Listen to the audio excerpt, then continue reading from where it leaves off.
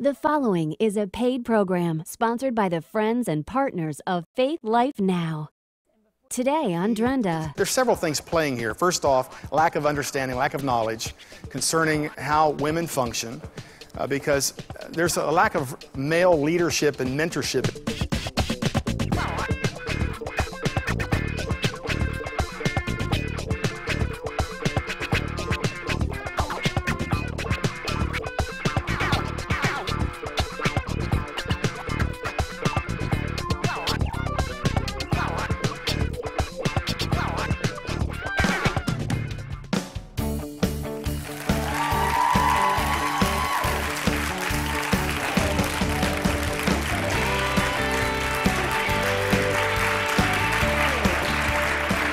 Welcome to Drenda. So glad you're here with us today, and a great audience we have. Absolutely. You don't want to miss what we're going to be talking about today. We're talking about why do men hurt women? And that's a big issue. I've got a lot of emails here. Drenda, my husband is totally insensitive to me and my needs, does not care and is not concerned about me, and I'm subject to his parents, second to them. As a result, I'm offended, hurt, and angry. I can understand that. Here's another one. Drenda, we live in Spain, and I'm considering divorce. It is as though he has never grown up, and he has a super high expectation of what he wants from me, but he doesn't want to give anything into the marriage itself. So, and then I have just so many things here, Amy. Ladies unhappy in their marriage. What do you have there? Well, 35% of all women who are or have been in married or common law relationships have experienced emotional abuse. So in comparison, only 29% have actually been physically abused or assaulted. So clearly, you know, we're not necessarily talking about physical abuse today, but there's something that can even go deeper at times, which is emotional abuse, because we are emotional creatures, and we carry those memories just as long as physical abuse. Yes, we do. The question is, do men mean to hurt women? Right. You know, we know there are some jerks that just want to hurt women, but most men don't really intend to hurt their wife. Many times we survey men, they say, I wasn't yelling. I wasn't raising my voice. Ever heard that, ladies? And you're like, yes, you were, you know. So there's a difference between men and women. And today we're going to be talking about that. We have a guest on the program, a couple of men from our men's panel. Yes. That is so popular here on the Drenda program. We'll be talking to in a little bit. I want to let you also hear from a survey why women leave men. Here's some of the reasons. I hurt all the time because I feel alone and abandoned. My husband is no longer my friend. The only time he pays attention to me is when he wants sex. He is never there for me when I need him the most. When he hurts my feelings, he doesn't even apologize. He lives his life as if he weren't married. He rarely considers me. We're like ships passing in the night. He goes his way and I go mine. My husband has become a stranger to me. I don't even know who he is anymore. He doesn't show any interest in me or what I do. You know, we have a gentleman that we're going to talk to here in just a little bit. He's shared with us. He came up to me, actually. I was walking down a hallway, and he came up and said, Drenda, I've got to talk to you. I've got to tell you what your teaching has done for me as a man and for our family. And I was pretty surprised. And he'd been actually reading my book, and he and his family had been listening to mine and my husband's teachings on family, marriage, relationships. And, you know, he wanted to let us know this is impacting me, and more men need to hear, Drenda, what you're teaching women. He said, why don't you write a book called He Gets It? I know you've got She Gets It, but I want to hear He Gets It. And here's Steve to give you his words of testimony. Over those years, you know, seemingly had the happy life. Seemed like we had the perfect family, quite frankly, the American dream. And, you know, little by little, you know, we didn't realize that our lives were drifting apart. I'd come home from a long day, and at that time being a home builder, and I'd come home and she'd be watching, you know, whether it be Oprah or Ellen, and I was always frustrated because I would feel as though those shows were telling her, this is how life should be, that's how life should be, this is what your husband should make you feel. And I felt like, you know, I think at the time I would just be, you know, her eyes would be, I was just disgusted, like she wasn't doing something else that was more productive. But really inside, I think it was more, I felt like I can't live up to all those different things that these people, you know, that Oprah or whoever is telling us we should be. It was like I was a deer caught in headlights with my hands just grabbing the wheel. I didn't know what to do. I didn't know where to go. I really had no idea how to make any solution of anything. And I want to love this woman. I want this woman to love me, and yet I still felt like I was going to have to compete. I was going to have to compete with all these images. And in talking to her, I now realize, she felt like she had to compete with some images I put into my mind over the years. We got on the iPad and we watched Drenda's show, and I was really, quite frankly, trying to lead my wife to look at something different, and open her mind up to a resource, because of course I always think I know what she needs. Although I know that's not the case at all, that's what I want to believe. And so we started watching it, and I just wanted to kind of get her started, and I was going to walk away. But quite frankly, I was so intrigued by the show that it began to speak to me too. And these shows have changed our entire life. I'll be honest, the show's not just for my wife. I need to watch the show. I want to learn about the show. What man doesn't really want to know what women are thinking? In a way, I feel like the show's, kind of given Mindy a best friend that she can lean on and go to. When I saw that first show, before my wife could come to me and say, hey, I think this is something we should do, I'd already committed that we were going to partner with this program, because we can only do our small part. But if there's enough people that do the small part, we're going to expand this, and there's going to be a lot of people's lives transformed. We're talking about, why do men hurt women? And that's a big question. I know a lot of ladies are like shaking their head. I'd like to know that. First of all, we have our guest with us today, who's from our male panel and also happens to be my husband, Gary Keesee. Welcome to the program. Yes, thank you. Thank you Glad very much. to have you. And my first question, Gary, is, does this dress make me look fat? Wow. Okay. We'll talk about that in a few minutes. No, it doesn't look, No, you don't look fat at I'm all, just but teasing with you. Yes, I understand. That's a scary question for men who don't know what women are trying to ask. Yes, we were talking in another program that men wish they could just like dial up or something and say, okay, a panel of people asked, is this what does she mean? What does she mean? Well, it's a little personal translator you carry with you, and they say this, they mean this. Yeah. Right. Yeah, Gary, we've got a lot of questions here from women, so I'm going to just jump right into this. Well, I'll just do my later best. We're going to have another gentleman join us. I'm not an expert on women. I've been studying one woman for the last 30 years, and that I can be an expert on. But and you're the rest pretty of them, good at that, I have to say. I have to learn. So, but in the early days, we had some things to learn. Yes, we did. You had some things to learn. So, all right, let me ask you right off the bat here. How can they relax and watch TV when there's so much that needs to be done around the house? Wow. Well, for a man, he lives in a world of conflict. He's a conqueror.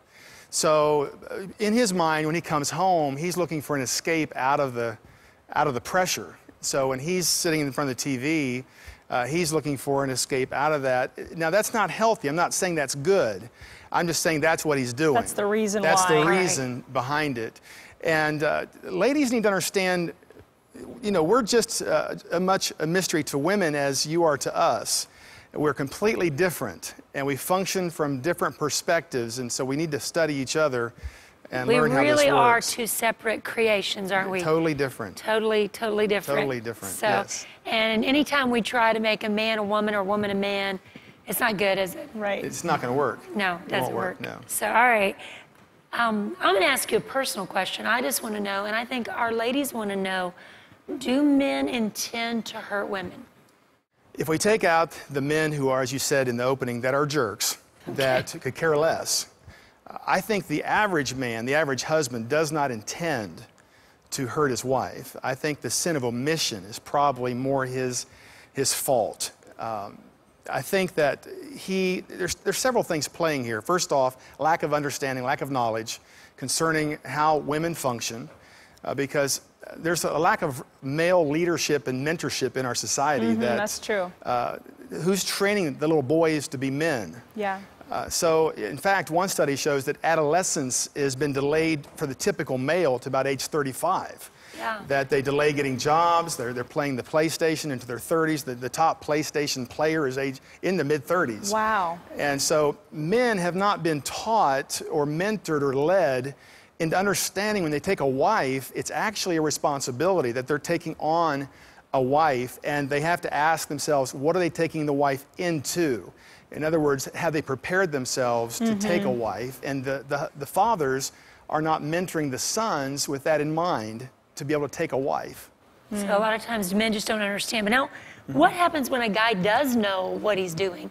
I mean, his wife has said 5 times, please take out the trash, you know, and he still doesn't do it. Now, that can't be just ignorance, right?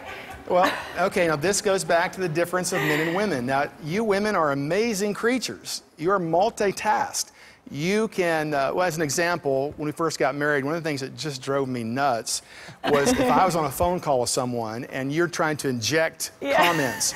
Make sure you tell them that, tell them that, tell them that. It's like my brain shorts out. And it's like, hold on a minute, what did you say? The worst part is you're trying to do it incognito, and he goes, wait just a minute, my wife wants to tell me exactly.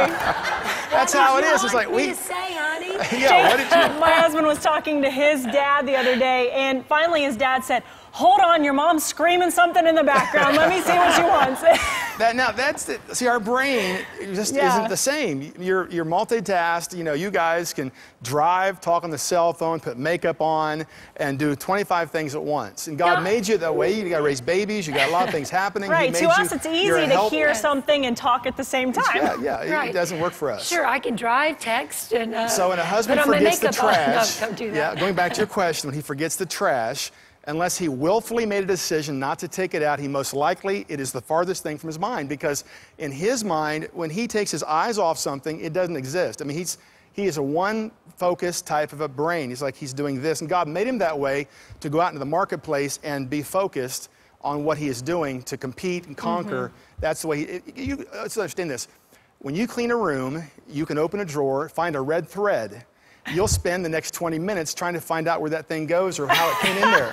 Okay, a man doesn't do that. He'll just clean up the whole thing. Right. And so if a man was like that on the battlefield, or if he was like that in life out there where his life and his family's life depended on it, distraction would cause the failure of his mission. So that's why his brain's that way. So he's very focused, one thing at a time. Yep. But we live in an era now, we don't just have baseball, we've got football. There's multi-action going on. Yeah. So us girls are like thinking men are going to come to the place like us where they can think about many things, but that's just not the way they're wired. It's not. It's not omission. I mean, they're not trying to just be one thing focused. And usually they're just as frustrated about it as you are. Okay, Gary, here's another one. Yep. Why do they leave their dirty clothes on the floor when the laundry basket is in close proximity? That's easy. It's convenient. It's convenient. I call our dining room Jason's staging area because it seems like it's just more convenient for him to, leave his clothes draped in there than to take it into the, the bedroom. That's a discipline issue, though. I mean, to the ladies watching, the men can be trained. They should have already been trained. Tell us how. They should have already been trained. How. But that's one of those out of sight, out of mind type things. But it's not as important as all the big major issues in a man's mind. And it's not like they pile it all in one pile. I notice like it's the shoes here, then the jacket goes on the doorknob, and then the pants go over the top of the door, and then so. Well, I haven't figured that one out myself. Not that I would say anything about my husband or anything, but. Right, I don't know the answer to that one totally. Okay, all right, I have some questions about sex when we come back from this break. That's right.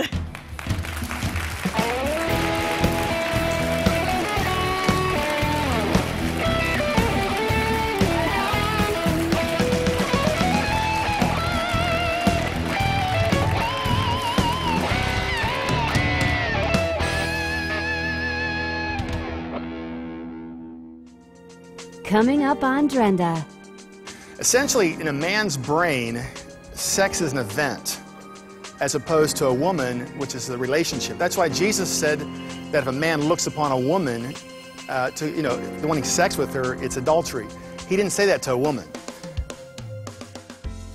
Ladies, make sure to visit Drenda.com right after today's broadcast. Drenda has today's guests back for an in-depth discussion on today's topic. You'll also discover practical blogs and past programs you may have missed. It's all at Drenda.com, your one-stop resource.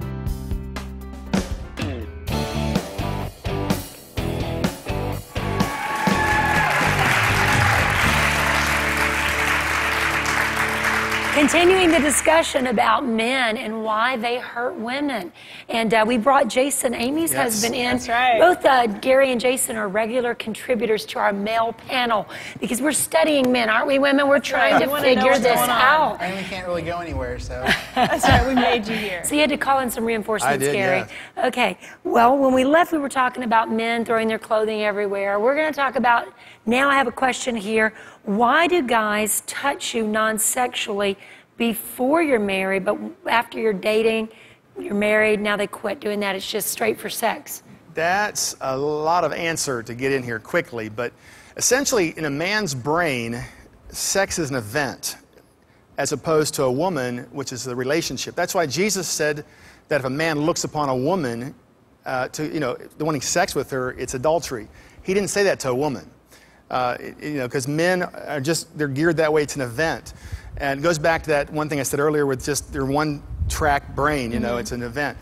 Doesn't mean it's supposed to be that way, though. And certainly they need to understand that. And to understand that question, there's something else we need to understand about men and women. Paul commanded a man to love his wife, and he commanded a wife to respect her husband because both are not natural.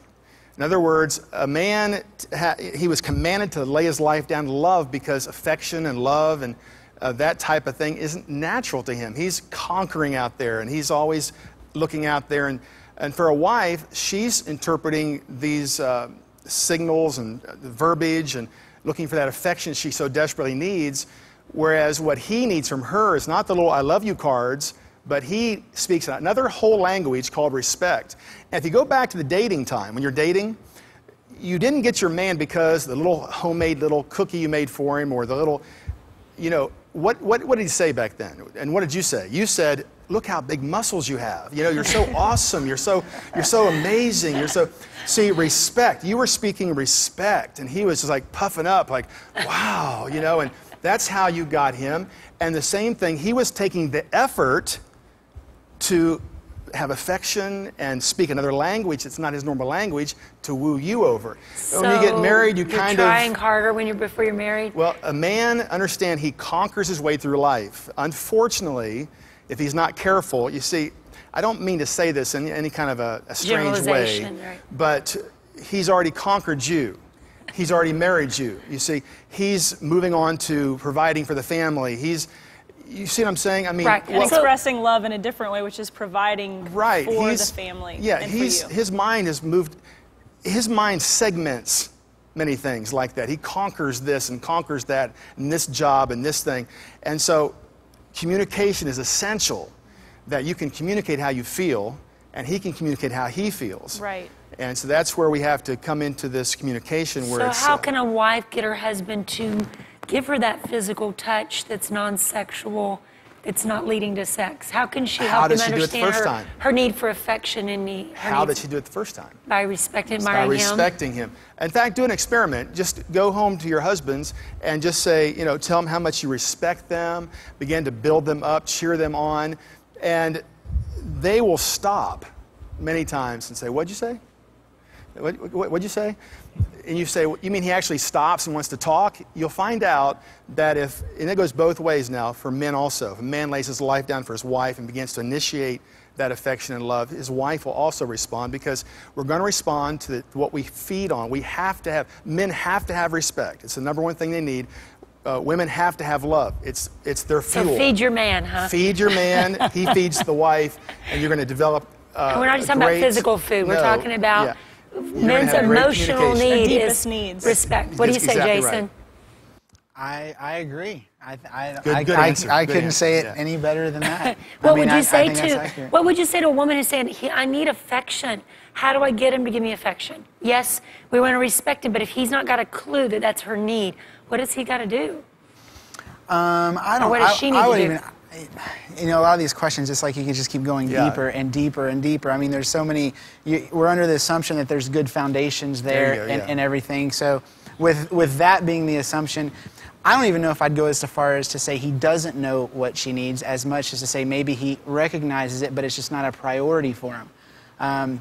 Because, like your example of going back to dating, he understood what her needs were in dating, because when you're dating or getting to know somebody, you work hard to find out what those things are. Right. You'll talk to people, what is so-and-so like? Right, which is what is frustrating to the women. Right. Right. So I wouldn't say it's as much as he doesn't know, as much as it is he feels there's different priorities. He has different weights. Right. He has different pressures. He has other things weighing on his shoulder, where he feels like to be the person he needs to be, he needs to provide or take care of this for you right now, versus in his mind doing this act in the whole big scheme of things when we've got bills to pay, when I know you want, a new car, or the family needs a new car, so we need to work on those. So I'd say it's more of a priority thing. And a card doesn't mean much to a guy.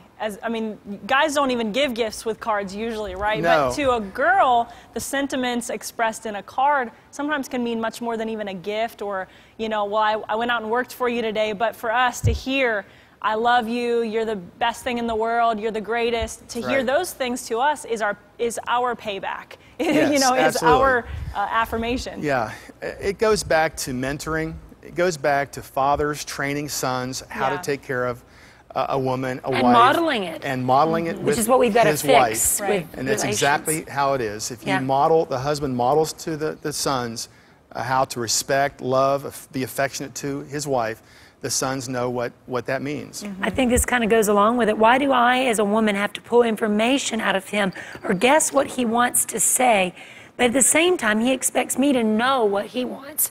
So it's this goes back to the same TV difficult. clicker syndrome, where guys walk, click, click, click, click, and it drives girls nuts, by the way, as you know. And he'll pass a couch scene where two people sitting on it. To him, it's like, it's not worth stopping at. Just get out of here. And he's going to the big action explosions in sports, and the wife walks in behind him and says, "Stop, stop! I want to hear what they're saying." And to the man, that is the dumbest thing. You want to hear what they're saying? I mean, when you come in from a sports or hunting or doing a man thing, you come in the house. What did you guys talk about? First thing you would say is, "What'd y'all talk about?" It's like, just what? We didn't go there to talk. We go to a quilting bee if we want to talk.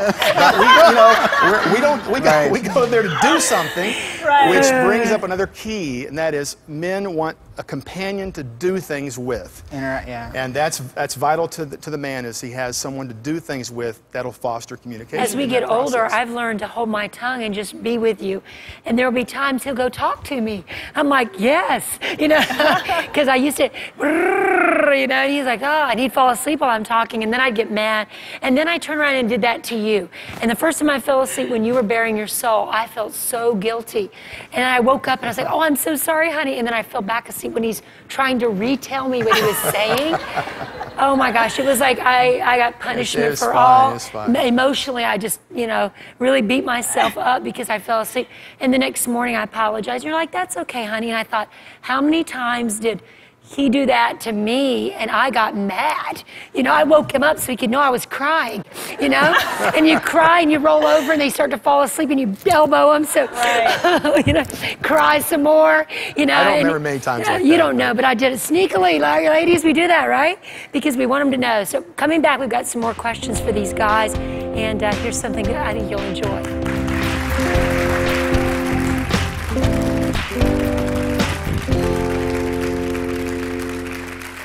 Hi, Drenda. Phil Cook reporting from Hollywood. I'm out here in LA, and I wanted to talk a little bit about your book, She Gets It. I know you're having a man challenge on the TV show, and I'm a big believer that men should read this book. My wife, Kathleen, bought it first. She actually got it, and then when she read it, she gave it to me. I took it on a plane, and I have to tell you, I'm a big believer that whatever you do for a living, the greatest skill you'll ever have is not actually what you do. Your greatest skill is people skills. Understanding what makes people tick, understanding how they think. And the thing about She Gets It was it opened up a whole new understanding about the way women think. So whether you're a woman, whether you're a man, whether you're in business, wherever you are, you're going to encounter women, whether you work with them, whether they're your friends, whether they're your wife. Understanding how women think is critical, particularly in today's age. And so I think that every man out there should get She Gets It and read it. And if you're a woman, get it for your husband, get it for your friend, get it for a business associate. And if you're a man, you definitely need to get this thing and read it, because it will open up doors to the way women think, which, trust me, will make your life so much easier. Drenda, great job. She Gets It. I'd encourage you to get the book. It'll change the way you think about women, and that could not be a terrible thing. Love what you're doing. Keep up the program. Or watching it out here in LA. Thanks a lot. Thanks, Phil. Oh, you know, really, we're challenging men today. Yes. And we want to help you understand women. We really do. And Phil, I'm glad you're getting it. Yeah. Well, Drenda, when I read your manuscript, there were many times I had tears. The anointing and the understanding that you brought with so many stories of faith and what you had to walk through, the decisions you made in the walk of the journey of your life, that was just amazing. And in fact, every man that I've talked to that's read it, it's had a tremendous impact in their life. And maybe I should be talking to men instead of women. Men want to know these things, you know, and it lays it out so well. Well, one of our editors actually called and said that it made him cry, and it made him make some changes and decisions because he had done some things to women and hurt women that he didn't even recognize. And so, hey guys, read the book. Ladies, we need to get guys to read. That's right. Yes, So, yes, it's helpful, very helpful. All right, well, we're going to challenge you, ladies, guys, get the book, read the book. But also, I know some ladies have said to me, my husband has not read a book in his entire life. He'll never read a book. Get the audio version of the book. There's an audio you can, and in the beginning, I share my hurts, my brokenness, what I'm looking for. And I think when a man can really understand, the real issue is, do men mean to hurt women? I think not, but I think they fail to understand the woman's heart. And that a woman's heart, her ways of talking, her ways of communicating what she needs, it's different. You know, guys can be brutal, they can be rough with each other, they can high five, slap, you know. But when women are in that situation, it can be, it can come off like abusive, it can come off like fear. You know, I can remember you saying, don't spend too much money when you go to the grocery store. And I went to the grocery store, and in the early days of our marriage, I would be shaking while I'm buying groceries, thinking, oh no, I can't spend too much money, I can't spend. And well, the Bible does say we're the more fragile vessels. We're the emotionally more tender and weaker. That word weaker there in the Bible does not mean weaker like in a negative sense. It means more fragile, more tender. Yeah, and the Bible says to walk with understanding with your wife.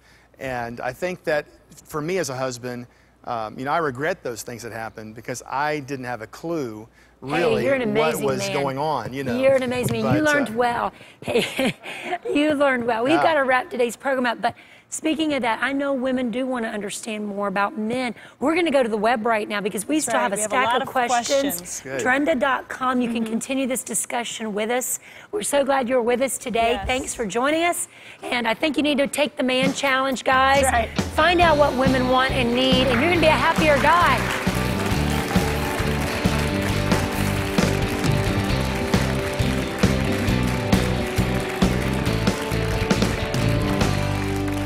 Ladies, make sure to visit Drenda.com right after today's broadcast. Drenda has today's guests back for an in-depth discussion on today's topic. You'll also discover practical blogs and past programs you may have missed. It's all at Drenda.com, your one-stop resource. Let us hear from you today.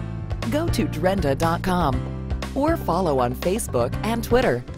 Drenda would love to hear from you. Write or email today. This has been a paid program sponsored by the friends and partners of Faith Life Now.